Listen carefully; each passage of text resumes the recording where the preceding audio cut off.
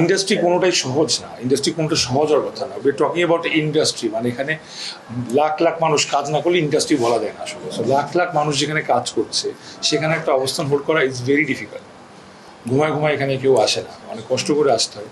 So ওই জায়গা থেকে শুধু অভিনয় করছি শুধু এটা বললেই তো হলো না। আসলে অভিনয় করতে চাই, এটা প্ল্যান করতে হয়, ক্যারেক্টার প্ল্যান করতে হয়। যে আপনি সিনেমা বলছেন কবে করবো, আসলে সময় সুযোগ ঠিক মতো না মিললে করে চাই না ফার্স্ট ফিল্ম ফ্লপ খায়। সো ওই জায়গা থেকে অবশ্যই সব কিছু সাকসেস যাতে হয়, সাকসেস ধরে রাখাটা অনেক কঠিন, সেটা প্রতিটা ইন্ডাস্ট্রির ক্ষেত্রে, প্রত্যেকটা ইন্ডাস্ট্রির ক্ষেত্রে। আমি একটা কথা বিশ্বাস করি, beauty is in the eyes of the বিহোল্ডার।